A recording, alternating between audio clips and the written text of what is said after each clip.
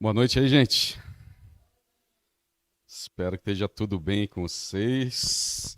Aqui comigo tá tudo bem.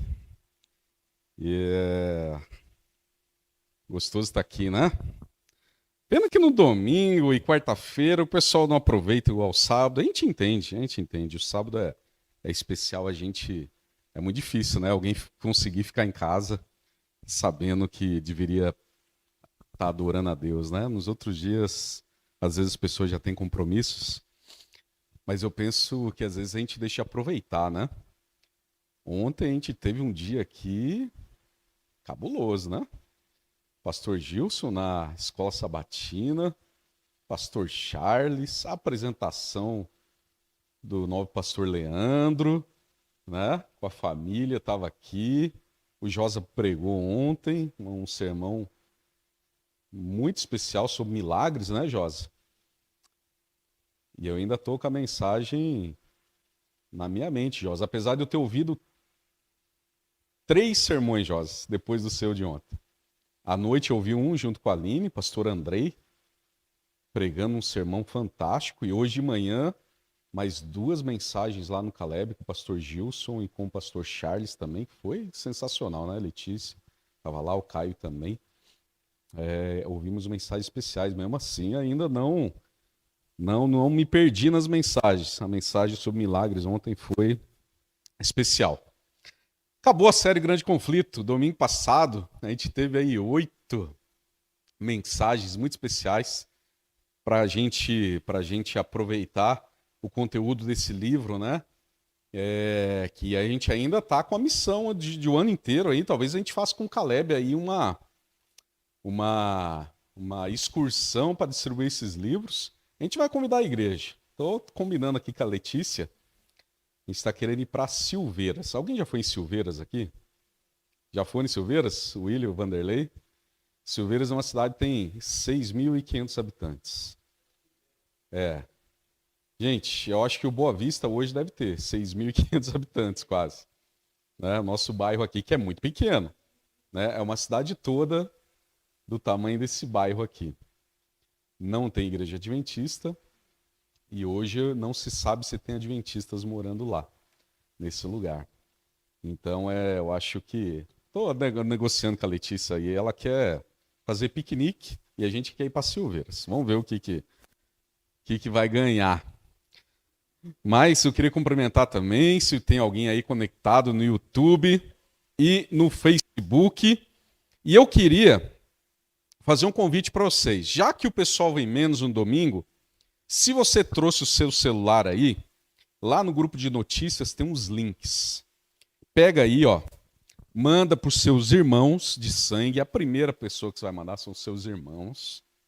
Manda para os seus tios, manda para o parente, manda para o primo. Manda no grupo de amigos. Tem grupo que não deixa mandar. Manda.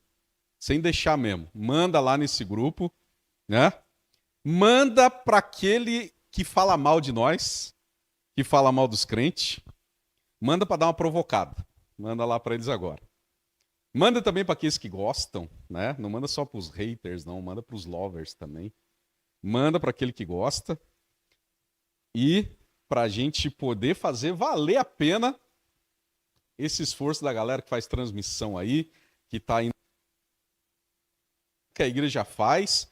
Vamos fazer valer a pena aí isso que a gente faz aí para levar a mensagem para os outros. É uma maneira da gente testemunhar e da gente evangelizar. E a gente vai caminhar sobre a palavra. Se você trouxe a sua Bíblia, abra aí em Mateus 27. Mateus 27. Tá aí, ó. Amém? Mateus 27, verso 3. Em diante ali. Eu vou ler aqui na minha versão para vocês, tá?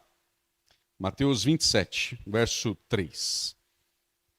Então Judas. Vocês acharam? Mas, ó, seguinte, antes de a gente ler aqui, deixa eu falar um negócio para vocês. Por que a gente vai ler esse verso aqui? E a gente vai caminhar na palavra através desse verso aqui. Sabe, tem algumas coisas na nossa vida que são uma virada de chave, né? Que dão uma virada e que mudam a nossa história para sempre. Existem decisões que são exatamente assim, gente. Para um lado ou para o outro, que são virada de chave, né? E quando é para o bem, não é uma decisão que vem da gente, essa virada de chave, né? Uma decisão, algo que você faz pode mudar a sua vida. Teve algo que eu fiz, que não foi ideia minha, foi uma ideia do Senhor, que me colocou aqui hoje, atrás do púlpito, para trazer uma mensagem. Tem uma decisão que você tomou, que te colocou aí hoje, trabalhando na igreja, nas mais diversas áreas, e ouvindo uma mensagem. Tem uma decisão que você tomou um dia na sua vida, não foi hoje, de sair 6:30 da sua casa para vir para a igreja. Não foi de hoje. Foi uma decisão que um dia você tomou. E essa decisão colocou você aqui hoje. Uma decisão que você tomou que também não veio de você. Veio do Espírito Santo. Colocou você aqui hoje e é a mesma decisão que vai colocar você embaixo da árvore da vida. Daqui a pouco tempo. Se abriu aí comigo em Mateus 27, verso 3, a gente vai ver sobre uma decisão. Mateus 27, verso 3, diz assim, está aqui também no telão para você acompanhar. Então Judas, o que o traiu, vendo que Jesus fora condenado, tocado de remorso, devolveu as 30 moedas de prata aos principais sacerdotes e aos anciãos, dizendo, pequei, traindo sangue inocente. Eles, porém, responderam, que nos importa? Isso é contigo. Então Judas, atirando para o santuário as moedas de prata, retirou-se e foi enforcar-se. Sabe, a nossa cultura cristã, irmãos, cultura cristã católica, ela nos fez odiar Judas, não é? Você não tem ódio de Judas? Eu tenho. Eu preciso ser sincero com vocês, né? Tem até a tradição católica de malhar o Judas, não tem? Na Sexta-feira Santa. Já fez, Josa? Madrugada, Sexta-feira Santa, tem lugar que é meio-dia, né? Geralmente é madrugada da Sexta-feira Santa. Depois da meia-noite. Malhar o Judas, né? Na Sexta-feira Santa é uma tradição que continua. Até hoje ainda tem em alguns lugares. Irmãos, eu não tenho a intenção de fazer vocês amar Judas aqui, não. Seria até uma heresia da minha parte, eu entendo assim comigo, né? Mas eu confesso para vocês que quando eu entendi esse texto, se você continua lendo, quando eu entendi esse texto aqui, quando eu entendi a cronologia dos fatos que são colocados aqui na Bíblia, e agora aqui eu vejo como é que aconteceu, meu coração fica um pouco dividido. Como qualquer um, eu também odeio Judas. Mas eu fico com dó dele. Eu vou explicar para vocês, aqui na decorrência do nosso estudo. Eu odeio Judas, meus irmãos, com toda a minha força. Mas agora eu sinto compaixão dele também. Eu não sei explicar, mas tenta imaginar comigo. Eu sempre falo isso para vocês, que eu fico tentando imaginar as coisas para poder entender melhor e tentar explicar melhor também. Tenta imaginar comigo. Judas, naquela noite da traição, né? Entrando no jardim do Getsemane, com aqueles soldados e aquele monte de gente que estava junto com ele, né? Eu fico imaginando ele entrando no jardim do Getsemane, imaginando tudo. O que me dá vontade, irmãos? Me dá vontade de dar um soco na cara de Judas. Confesso para vocês, pelo que ele fez. Porque eu sou homem, né? É impossível não ter esse sentimento.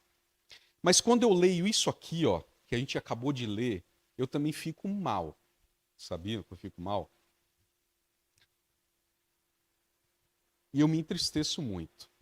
Sabe por quê, meus irmãos, que eu me entristeço muito? Porque nós traímos Jesus direto. Direto. Por isso que eu fico mal. E é por isso que eu falo para vocês que meu coração fica um pouco dividido. Com uma certa compaixão de Judas também. Nós fazemos isso direto, irmãos. Nós tomamos ou não tomamos uma decisão ao lado de Cristo? Todos nós aqui tomamos. E a gente volta atrás. Quebra o contrato. A gente quebra o acordo.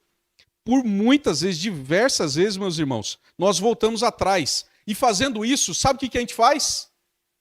Coloca a cabeça de Jesus a prêmio. Igualzinho Judas fez. Ele, pelo menos, pegou 30 moedas por isso. Às vezes a gente, por centavos.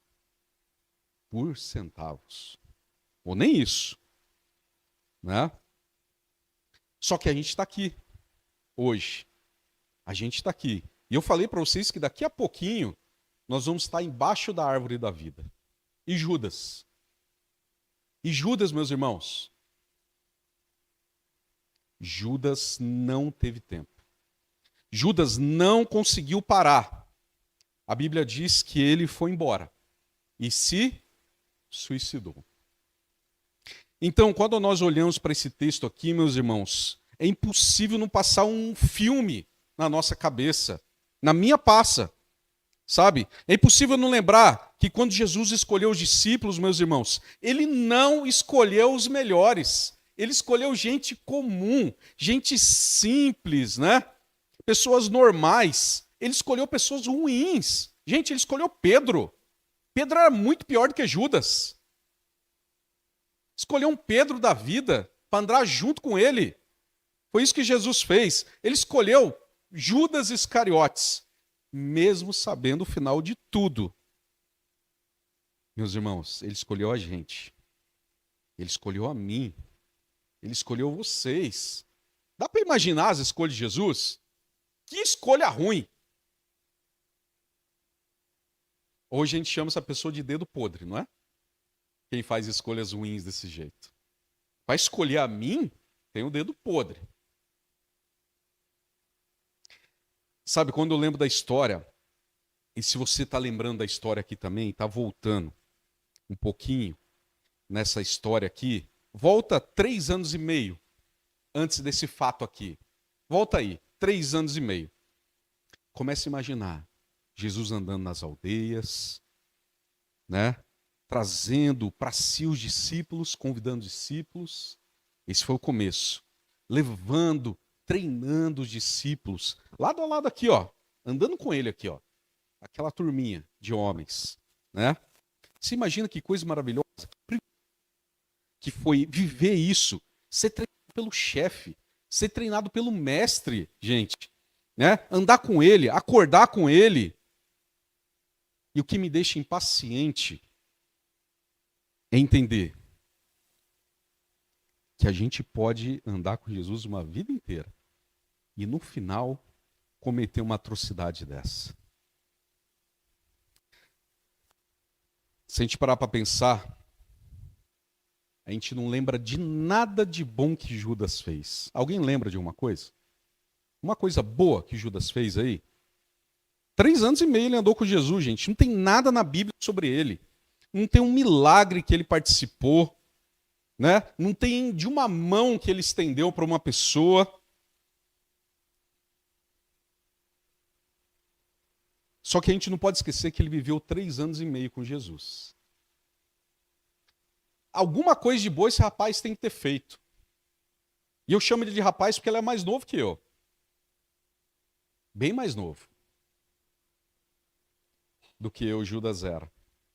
Alguma coisa de boa esse rapaz tem que ter feito. O que eu sei pela Bíblia? Que era tesoureiro do mestre, né? Mas eu não sei de mais nada, porque não conta. Mais nada sobre Judas. Meus irmãos, sobre nós, não se engane, vai ser a mesma coisa. Não se fala do começo, se fala do final.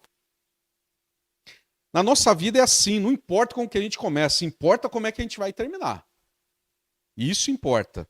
Não importa como que eu me apaixonei por Jesus, como que vocês se apaixonaram por Jesus, como é que vocês entregaram. Não importa a quantidade de sermão que eu preparei para pregar na igreja. Não importa as pessoas que eu ajudei. O que vão dizer sobre mim é como eu terminei a minha carreira.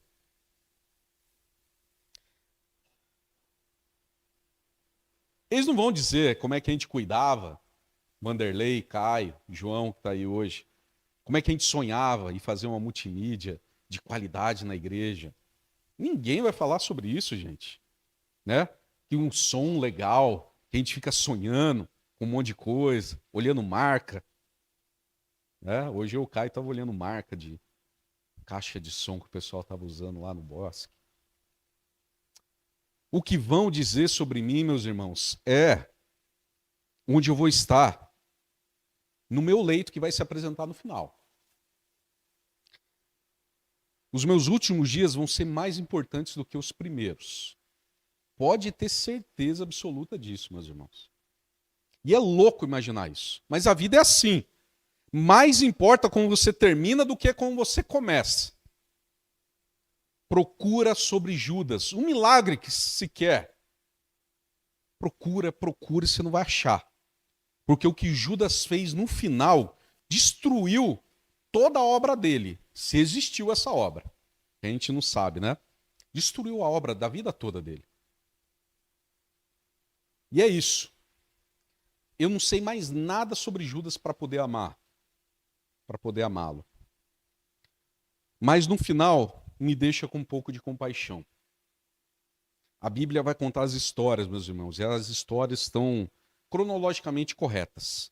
Jesus encontra os discípulos começam a andar com Jesus, aprendem sobre tudo. Imagina Jesus, meus irmãos, a maior lição de amor que o mundo já viu. Imagina a pessoa que você tem mais vontade de conhecer. Né? Tem gente, meus irmãos, que se ficar 3 dias com a gente já para de gostar dela. Tem gente que é insuportável. Você ficar 3 dias, você já não aguenta mais. Agora imagina andar 3 anos e meio com Jesus. O privilégio que foi. Jesus só surpreendia, meus irmãos. Só surpreendia. Quando a gente lê, a gente surpreende. Mesmo você já tendo lido. Você vai ler de novo, você surpreende com as coisas que Jesus falava. Fala, como é que ele pode falar um negócio desse? Né? Só tinha lições extraordinárias, milagres, poder, glória. Né? Só que olha que coisa doida. Você pode andar com amor, meus irmãos, e não aprender nada sobre amar. Você pode andar com a porta e nunca entrar por ela. Vai muito mais do que você toma como uma decisão. Isso que importa. Decide fazer tudo isso que você aprendeu, com tudo isso que você já viu, com tudo isso que você já leu, com tudo isso que você já ouviu. Isso importa. O que você está decidindo com isso? Bom, a Bíblia continua. Eles andam com Jesus. E no final, a Bíblia diz que Jesus está com discípulos na última ceia, dizendo para eles, né, várias coisas, olhando nos olhos deles naquele momento, né? E diz: um de vocês vai me trair. Vai lá em Lucas 22, verso 3. Lucas 22, verso 3. Lucas 22, verso 3. Amém? Ora, Satanás entrou em Judas, chamado Iscariotes, que era um dos 12. Este foi entender-se com os principais sacerdotes e os capitães de como lhes entregaria a Jesus.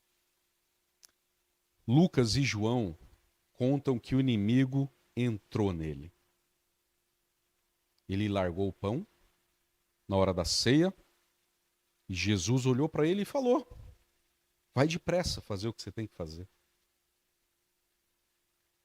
Já estava negociado, meus irmãos. Estava vendido por 30 moedas de prata. A Bíblia diz que Judas sai. A ceia acaba.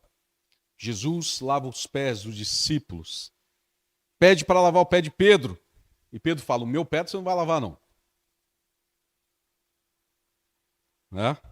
Vai lavar o meu pé? Coisa nenhuma. Foi assim que Pedro falou, gente. O meu pé você não vai lavar coisa nenhuma. É que eu sei quem eu sou. Pedro falou assim para ele, eu sei quem eu sou, o meu pé você não vai lavar. E Jesus diz, não, Pedro, se você não deixar lavar os seus pés, você não tem parte comigo. Eu vou lavar o seu pé. Pedro, senta aqui que eu vou lavar o seu pé. Judas não estava mais aqui, meu irmão, nesse momento. Judas não estava mais aqui. Judas já foi embora. Judas está pegando as moedas dele e dizendo a posição que Jesus ia estar. Para onde que Jesus iria. Nessa hora aqui, Judas já estava fazendo isso. A Bíblia diz que Jesus sai da ceia. Isso é uma quinta-feira. E Jesus tem um pedido para os discípulos. Falou, ó, gente, não está fácil para mim, não. Vocês podem orar comigo? Vocês podem ficar junto comigo? A Bíblia diz que ele sai e ora ao Pai dizendo, meu Deus, se for possível, passa de mim esse cálice. E aí então ele volta para os discípulos para pegar um apoio e encontra eles dormindo. De repente se ouve um barulho de dentro do jardim, estava tudo quieto, tudo tranquilo, suave. Aquele barulho, né, que tira a quietude daquele lugar. Madrugada, de quinta para sexta-feira, barulho naquele lugar. Uma multidão e soldados invadem. E tem um homem na frente deles, guiando aquela multidão. O nome dele é Judas. E Judas disse para as autoridades, eu vou dizer para vocês quem ele é, dando um beijo nele. Vocês vão saber quando eu beijá-lo. E João, meus irmãos, diz que quando a multidão chega, eles gritam, quem é o Nazareno? E Jesus disse, ele está aqui. Jesus se entrega. E os fala, ele está aqui. Eu sou o Nazareno. Ele não estava fugindo, meus irmãos. Mas Lucas diz que quando eles entram, Judas avança na frente dos soldados e vai em direção a Jesus. E Jesus, quando olha para ele, Judas olha e diz, Rabi. Interessante a resposta de Jesus. A resposta de Jesus para ele é o seguinte, amigo, o que é que te traz aqui? Jesus já sabia de tudo. É que a palavra amigo constrange mais do que qualquer coisa, não é? Constrange mais do que qualquer coisa. Quando você chega para Jesus, meu irmão, cheio de pecado, arrebentado pela vida, ele não olha no seu olho e te ofende. Ele te chama de filho, de amigo. E a palavra de amor dele constrange demais. Era melhor ele dar uma pedrada na nossa cabeça, não era? Era muito melhor do que ele chamar de filho, de amigo. E eu imagino que quando Judas ouviu amigo, é como se uma faca entrasse na barriga dele. Porque agora é tarde demais. É tarde demais. Ele beija Jesus, naquele momento Jesus é preso, e quando Jesus é preso é levado para a casa de Caifás, ele é julgado. Quando Jesus é julgado, a sentença sai, e o povo solta Barrabás. Prendam Jesus. Então Jesus é condenado. Eu imagino Judas, talvez por um lapso ali, pode ter passado na cabeça dele. Não, ele não vai ser condenado. É agora que ele vai reagir, né? Que vai mostrar para que ele veio, né? E vai dar tudo certo e eu ainda vou ganhar minhas 30 moedas de prata. Eu imagino que na cabeça de Judas foi isso. Minha imaginação, tá, gente? Eu resolvo a minha vida, vou embora. Só que tem um problema. Eles condenaram Jesus. E ele é inocente. Isso é sexta-feira. Aí então, quando Judas percebe que Jesus é condenado, sabe o que acontece? O diabo sai dele. E é assim que o diabo faz, meus irmãos.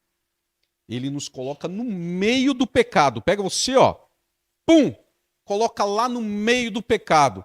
E aí, quando o pecado suja a nossa roupa, deixa a gente imundo, ele faz o quê? Deixa a pessoa sozinha lá. Se vira agora, meu amigo. Se vira. E a gente fica no meio de uma vergonha absurda e não sabe mais o que fazer. Todos nós aqui um dia, meus irmãos, nos demos conta de quão sujos e manchados nós éramos. E não sabíamos, mas quando a nossa venda caiu e conseguimos enxergar a nossa vergonha, você sabe que não dá mais. Só que graças a Deus, meus irmãos, graças a Deus, quando isso aconteceu conosco, Jesus já tinha morrido. Já havia uma cruz. E ele já tinha ressuscitado. E sabe o que acontece? Você sabe que tem para onde você correr. É verdade ou não é? Você sabe que tem para onde você correr. Judas não tinha para onde correr. Sabia, meus irmãos, a loucura que Judas não quer mais nada daquilo.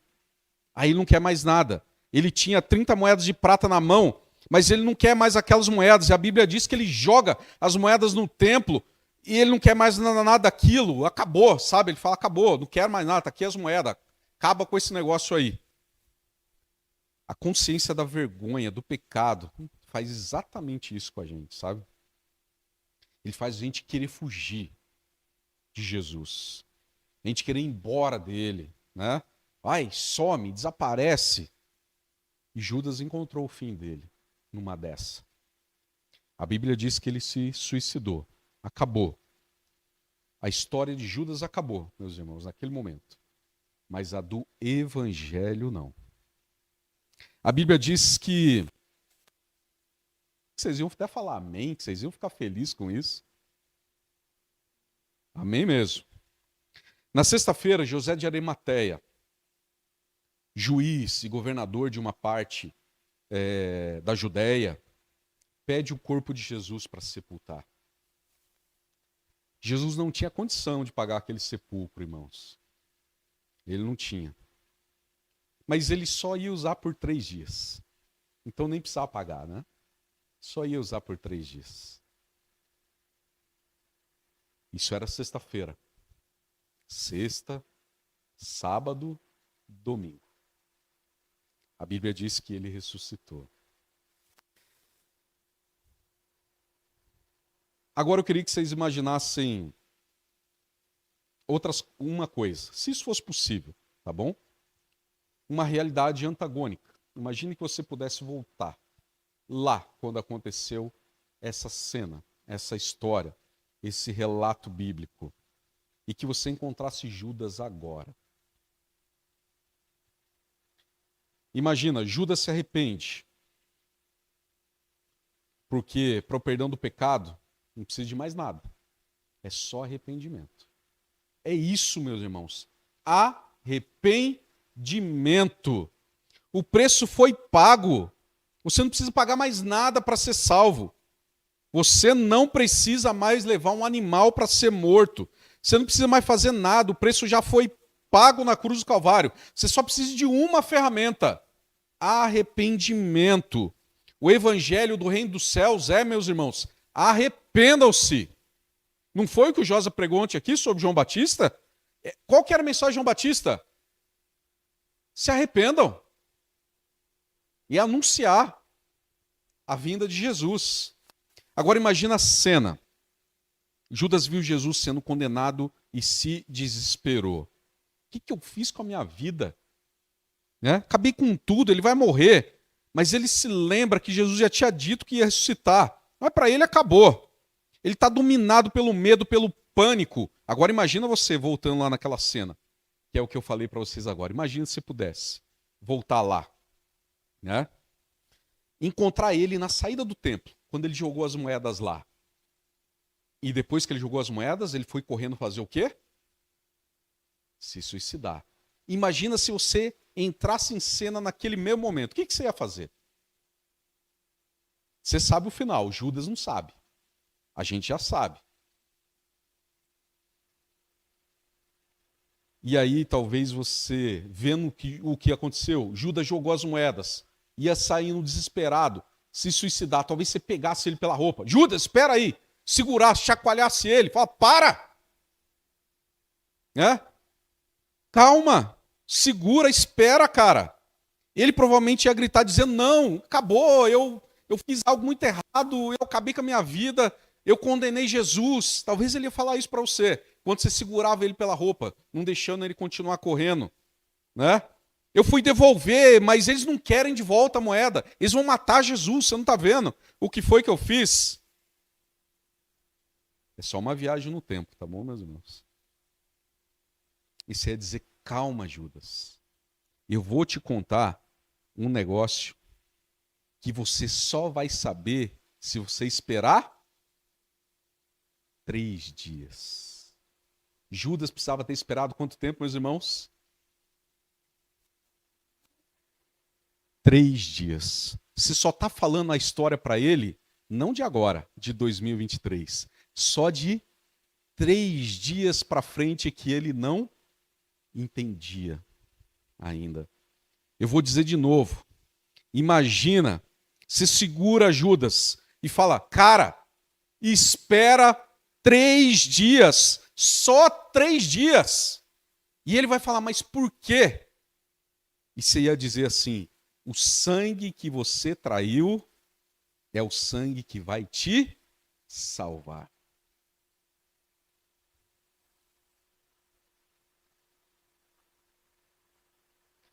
E eu quero terminar essa mensagem aqui para vocês, talvez para a gente aprender ela a falar.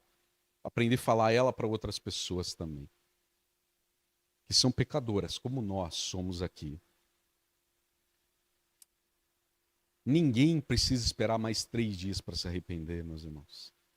Não precisa mais esperar 3 dias. Não precisa esperar mais 3 minutos. Não precisa esperar mais nada para se arrepender. O arrependimento, meus irmãos, é a chave do perdão. Não importa o quão longe alguém possa ter ido, o quão profundo entrou no pecado. Eu quero repetir, não importa o quão sujo alguém se tornou. Se você se arrepender de todo o seu coração, deixar Jesus te lavar de dentro para fora, os seus pecados estão perdoados e o seu nome está escrito no livro da vida. Não precisa de mais nada. Não precisa de mais nada. O preço foi pago na cruz do Calvário. Foi por isso que Jesus veio. Não foi para os perfeitos. Jesus veio para a gente, como eu, como você, pecadores, que o traímos milhares de vezes na nossa vida inteira. E a gente ainda vai viver mais um pouco, viu? Eu acho. E ele ainda está no mesmo lugar, meus irmãos, dizendo que se a gente se arrepender, tem perdão para os nossos pecados. Tem perdão sobre nós, irmãos. E a loucura de tudo é imaginar que Judas, o traidor, é assim que a gente conhece. Se ele tivesse esperado 3 dias, ele teria sido perdoado pelo sangue que ele traiu. Ele só não sabia que isso ia acontecer. Mas sobre nós temos a certeza que minutos não são mais necessários.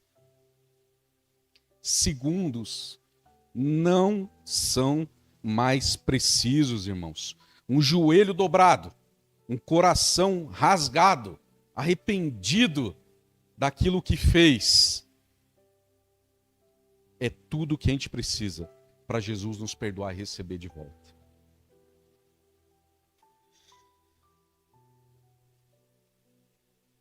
Sabe, meus irmãos, de forma instantânea, de forma automática, a obra do Espírito Santo acontece em nós. E aquilo que estava morto é vivificado. Os pecados são perdoados. O nome marcado no livro daqueles que vão viver eternamente com o Cordeiro. Essa mensagem, meus irmãos, não encontrou Judas, porque era tudo imaginação, que a gente pudesse voltar lá naquela cena. Ninguém pôde fazer isso. Não tinha como encontrá-lo. O tempo não ia dar. Mas essa mensagem encontrou a gente aqui, hoje. É uma noite de domingo, né? Que muitos não conseguem ou não querem vir para a igreja, não importa. Mas essa mensagem encontrou a gente aqui hoje. Foi o próprio Jesus que encontrou, né? E dessa vez a gente não precisa fugir. A gente não precisa de um caminho alternativo, né? Basta a gente se arrepender, pedir perdão e voltar a viver na presença dele. É isso. Uma decisão muda tudo. Uma decisão muda tudo. E Jesus quer dar esse presente para nós, meus irmãos. Não precisa nada mais além do que arrependimento. Essa é a chave do perdão. Estou repetindo aqui para vocês. A gente precisa se lembrar. Arrependimento não é igual a remorso. Remorso me dói, mas não me transforma. O arrependimento dói, me muda, me transforma. Amém? É isso, a gente precisa saber dessa diferença. O preço foi pago, ele já ressuscitou. A decisão é sua. O que muda, meus irmãos? Depois que você toma essa decisão, vocês sabem, muda tudo. Para tomar essa decisão, não precisa mudar nada. Mas depois que Jesus entrar, pode ter toda a certeza do mundo que vai mudar de maneira absurda dentro de cada um de nós. Vocês sabem do que eu estou falando. Que a gente precisa tomar essa decisão.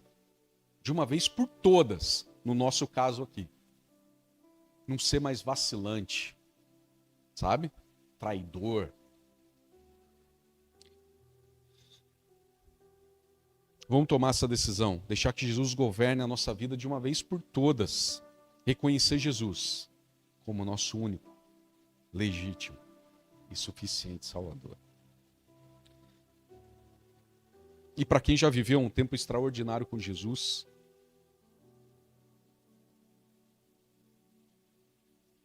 que é o nosso caso, mas algo aconteceu. Houve uma traição. Você foi embora, mas as moedas não estão servindo mais para você. Você quer voltar? Chega, né? Chega, gente. Chega de viver longe, mesmo estando dentro da igreja. Chega de viver longe. Está na hora da gente voltar para Jesus. A gente pode voltar. A porta da casa do Pai está aberta sempre para nós. É isso. É só decidir. Pronto. O meu serviço era fácil aqui hoje. Era só falar isso. E é isso, gente. O preço foi pago. O penhor foi entregue. E eu sou só um menino falando aqui para vocês, né? Que Jesus morreu, pagou os seus pecados para te salvar. Foi para salvar você. É isso. Então o que a gente tem que falar? Bora. Vamos aceitar, fazer valer a pena, né? O que eu faço agora que eu entendi essa mensagem? É simples, reconheça. Não tem ameaça quando se trata de Jesus, meus irmãos. Não tem ameaça. O que tem é uma promessa linda para nós. Que a gente possa viver essa promessa todos os dias na nossa vida. É o meu desejo e a minha oração para todos nós aqui hoje. Amém?